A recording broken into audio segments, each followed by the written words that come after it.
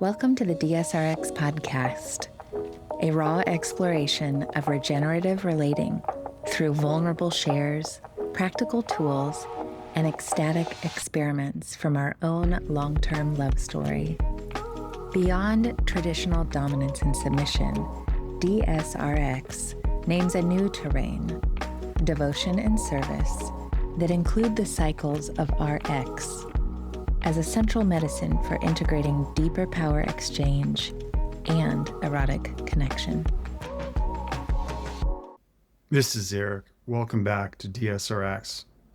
Back in season 5, we talked about storms. We talked about what it takes to endure a woman's fire, to stand with her pain, to stand in her chaos, the truth, without flinching, without retreating, about your ability to withstand pain. But today I want us to talk about what it is to hold your ground in her storm and to entirely start hosting that, to recognize that her tantrums, her emotional interruptions are an initiation, and that when she brings her fire, her tears, her venom, her rage, she's actually trusting you.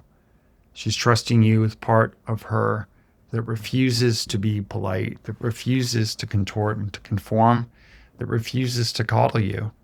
It's the part of her that's pleading, hey, this is me. This is my rawest truth. Witness me. I'm here. And she's never been safe to do that until now. But most men, we fail in this. Most men shut down when things get loud. We defend, we explain, we rationalize, we collapse. Worst, we make it wrong. Why are you so upset? Don't get emotional. You're overreacting. But guess what? That's the fastest way to kill polarity. Because if her emotions collapse you, she can't trust you. If she can't trust you, she can't surrender to you. If she can't surrender to you, she can't be fully open to you. And women, let me talk to you here for a moment. Listen, most of you don't bring your shit, your storm to him. You bring positivity and gratitude and politeness. You keep the peace. You smother your fire in poise and kindness because you're afraid of what it will bring. You're afraid of his reaction. You're afraid that you'll manifest negativity if you dare speak it. You say, I don't like this, but it's okay. I can make the best of it. But this neutral energy is death. It actually sends a mixed signal to the universe. It says, I don't want this, but I can survive this. And all we hear and all the universe hears is neutrality, and nothing changes. Everything just stays mediocre or worse. Gratitude in its purest form actually is very fucking holy. Gratitude, if you really are actually grateful, it's full form, it's in the body, it's holy. A gratitude that's a cover for actually a feeling of fuck no, that's poison. That's disingenuous. And men feel this. They feel you being polite on the top of a boil. And guess what? He stops trusting your yes because you never actually bring him a no. You don't bring him your wrath. You don't bring him your truth. And I get it. You don't trust him. But let me tell you a story from me just recently. The other day, Rachael went off about my phone. I have a terrible habit of leaving my phone on the floor. When I'm sitting somewhere, I'll just set it on the floor because I don't want to see it. My intention's good. I want to be present in the moment. I don't want to even have a visual reference of the phone. But she doesn't necessarily see this. She sees it as disrespectful. She's actually talked to me about this quite a number of times, but every time she talks to me about it, she's super fucking calm, polite, perfectly phrased, practiced, poised, and essentially, can you please not put your foot on the ground? I actually brushed it off. It's something that I've brought to her again and again. I said, I can't actually feel you. And so this time around, though, she erupted. She fucking went after it. She literally stomped, she ranted, she whined. It was intense. And she said some things that were tough to hear. She says, this makes me feel like you don't care about yourself. I see it as sloppy. I see it as lazy. I can't respect it. Oof, that hurt. But it landed. I felt it. I really felt it. And this is a great example of what I've told her to do. And she's been practicing this. And I've been practicing receiving this better. And it hit my system. And of course, it stung. And of course, I felt that rejection. I felt her disapproval. But as soon as my immature defensiveness started to come up, I was able to just catch it. I was able to soften. I was able to hold myself. I turned to her. I literally turned to her. I leaned and I felt her and I gave her full eye contact. And I opened my heart and I said, I hear you. I feel you. I feel how this affects your image of me. Thank you for bringing this to me. I get it. This is going to be the last time I ever do that. And it will be. Why? Because it fucking stung. I get it. It makes sense. And not everything that she brings to me am I going to make changes about. But this time, her fire was real. Her body was in it. Her tone was fucking in it. Her energy had weight. I could feel it. Like it was powerful. It came in. And I love when she's not being polite. I love when she's not in her managed version of herself. Because Rachel's a fiery fucking dragon. She's actually she's got red hair coming out. She's got that fiery energy. I love when she brings that heat to me there because it's manifests in other places that I love it as well. I love her and her full embodiment in the body. I receive it as love. I receive it as her trusting me. Embodiment means literally in the body, embodiment.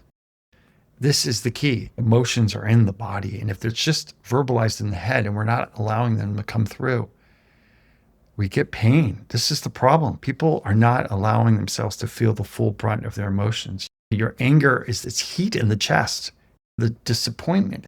It's like a collapse here in the belly, the grief, the feeling. You feel it in your ribs, in your chest, right?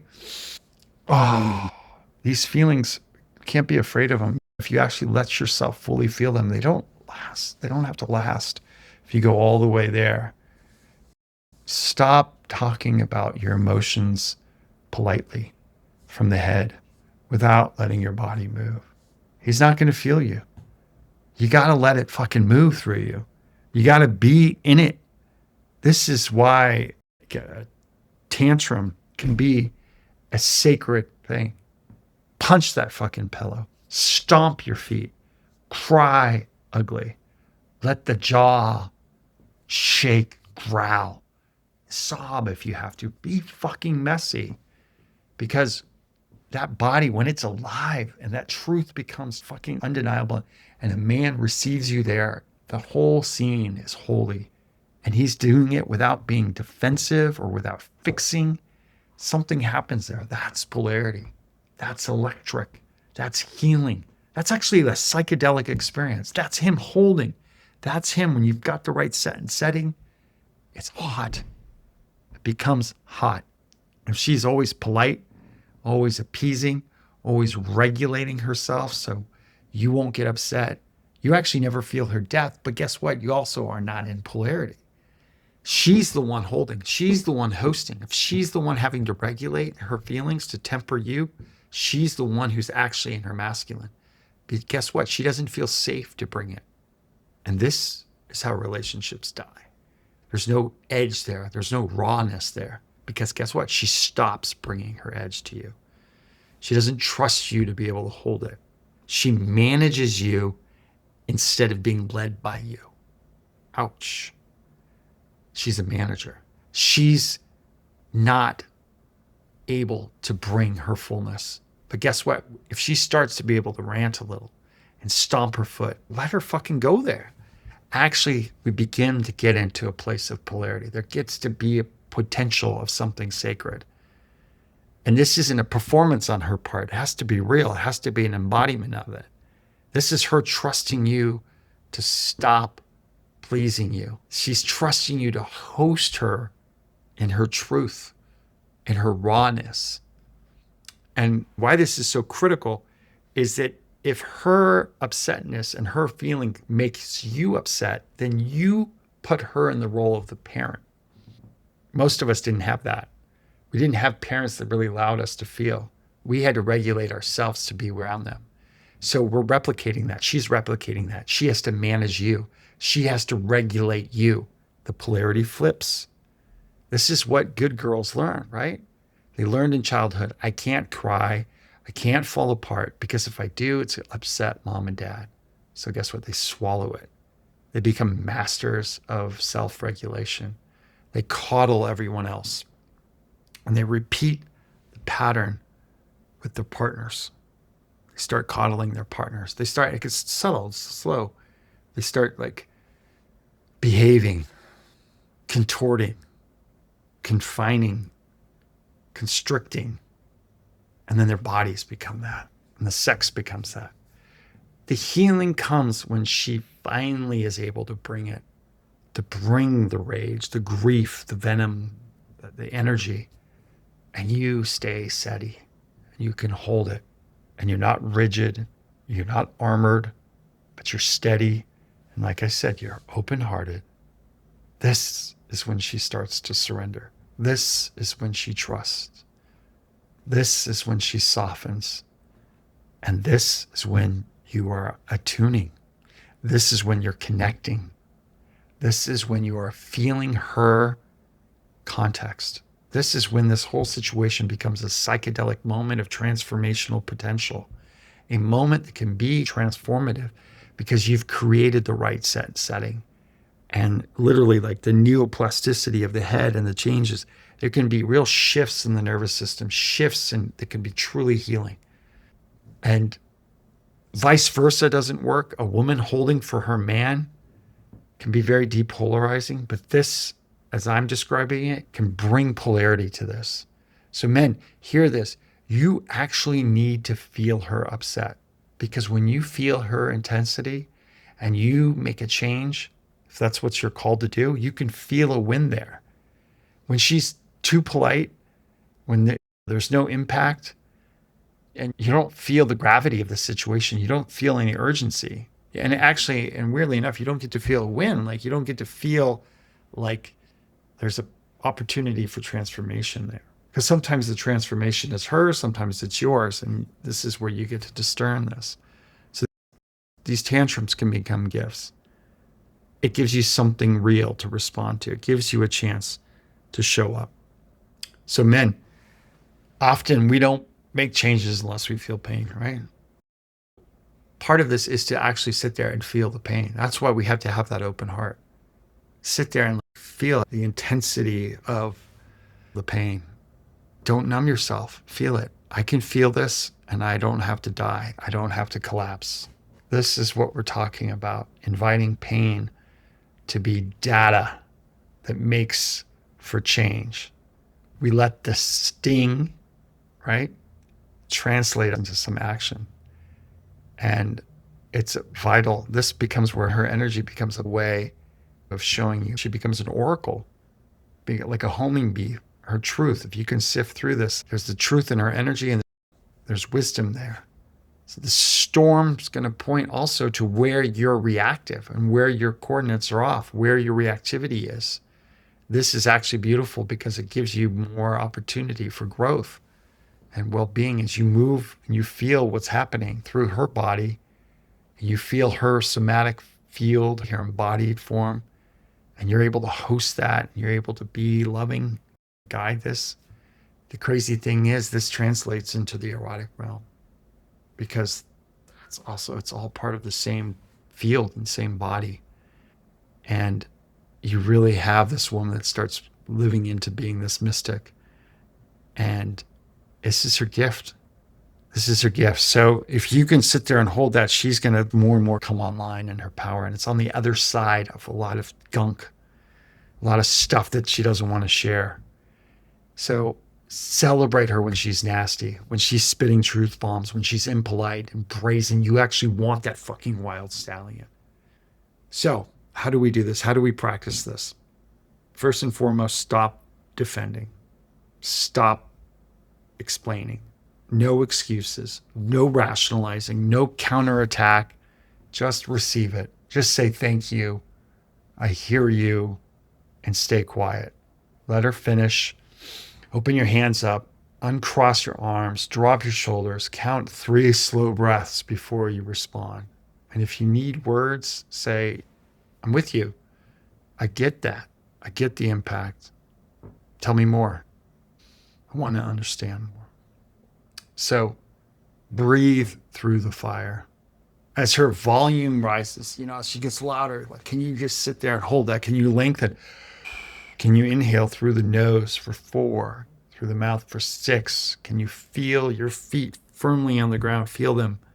You spread your toes and your shoes grip the toes. Can you unlock your knees? Feel it in your body. Relax your tongue from the roof of your mouth. Start just sensing your body. Feel your body. Feel it. Keep yourself from just reacting and acting. The way to do that is to go into your body. Soften your gaze. Take in the whole field. The same themes come again and again and again in all these different episodes of this embodied practice of holding space and being in presence. This, when your eyes stop fixating on one thing and you're able to widen the field, it's powerful because you're moving out of a fight or flight threat kind of idea. And keep your chest available, keep it open. Don't fold over it. Steady your voice. Lower your tempo. Breathe into it. Okay, the next step really is to sort the signal out. Do some triage. Take this in real time. There's a triage opportunity here without shutting her down. You need to assess what's coming at you. Is this a pure fucking discharge that needs just to be witnessed? Or is there something concrete? There's something solid request buried inside of all that you need to sift through and hear? Is there a pattern she's naming that calls for me to change, like the thing with the phone? You can ask a question. Don't ask a bunch of fucking questions, but you can just ask, do you need pure presence right now? Or do you want me to take an action? Do you need me to take an action? If it's presence, stay in it. If it's an action, you can clarify what you need to take, but do that from a regulated place. Do that from discerning the right way and the timing to do that. Don't try to just go in and solve a bunch of shit. If you need to solve something, just solve one thing and do it. Make it simple. You're a bastion of clarity, of simplicity. So stay steady, stay open. The closed heart is not steadiness, it's a wall. Open heart steady, that's hosting. Let her feel your warmth while you remain unshakable. Hand to the chest if you start to close. Feel your hand. Soften your jaw. Say, I'm here. Take your time. If a boundary is needed, deliver it with warmth, not with an edge. Watch your tone. I'm with you. We need to leave in 15 minutes, but keep going. That's sometimes you need to do that. And you get this opportunity. Transitions are nothing more than a boundary adjustment. So lead with the body, lead her body. Don't lead her story. When she gets heady, invite sensations. Invite them. What do you feel in your chest right now? Can you let some sound out? If there's tears, don't ask her to wipe them away. Let her just feel those fucking tears. Let her be in it. Invite them messy. Tell her you love it when she cries. Encourage the movement, the stomping, the squatting, the exhale, the pillow punches. A lot of times there's a need to get this out. The towel twist, shake it out. The hands lying on the floor. Feel the ribs. Rachael's Eruption is a great, great practice for this. She's built an entire business on moving energy out of the body. Check it out, Eruption. Link in the show notes. Humming or low toning to vibrate the throat and chakra. The throat, the heart, hum. Hum. More body, less words. More body, less words. I'm here. This keeps her out of her head and in her body. And close the ritual. Let the wave passes. Name what you saw, what's worked. Let her feel the impact that you witnessed. Tell her that you moved energy. Tell her you felt the truth. Offer a touch. Welcome that. Put the forehead here on her chest, here, hand on her back. Breathe together. If she's ready to shift, lead, being tuned, and then return to ordinary life, but with a purpose. Bring her some water, perhaps food or sunlight or a walk. The integrating matters. Don't just rush back to whatever. If it's a big movement, find a way to integrate that. Emotional polarity requires polarity of regulation. Polarity in general is emotional polarity, and it requires polarity of regulation, meaning one storm, one steady. One's burning, one holds. If you're collapsing, she can't surrender. If you're suppressing yourself, she's not able to open up. If she's suppressing yourself, you can't actually lead. So men, you got to welcome her fire, and women, give him the fire. Let him have it. Give him an opportunity to do better at hosting her storms. Like, you got to do a little bit and a little bit and a little bit. Don't just survive. You got better things to do than survive. Invite it. Because when you can hold the venom, when you can hold her tears and her tantrums with an open heart, she starts to trust you, all of you. And when she starts to melt, that's when the polarity starts really getting off the charts. That's when we have it. It's beautiful. This is not something that happens all at once. There's going to be an incremental part of this. You know, he's going to fail. He's not going to necessarily do this right at first. It's going to be terrible. I was terrible at it. So it's a practice. It's a practice, just like yoga. Like, in order to have long-term sustainable relationship, we have to have these rupturous moments. We have to have moments that necessitate some sort of repair. But when you do a practice like this, it becomes built into the situation where the feelings get to be moved, and there gets to be something that really is transformative. They become like psychedelic experiences. They become holy. They become sexy. It's a beautiful opportunity for true transformation when these moments are held well. So give your guys a chance. And guys, do the work, do the inner work to connect, do the work to attune, do the work about your setting, do the work to start loving yourself and being able to hold yourself so you can hold your woman. It's a beautiful thing. If this landed with you, follow us on Instagram at DSRX Studio. Check out Rachael and Rocha. Check out the link in the bio. Join our email list. This is where I share reflections and practices to help you hold her fire, to host her trust, and to keep moving. Thanks for listening. I appreciate everyone for listening. Appreciate everyone for being here. Thank you. Thank you. Thank you. See you next time.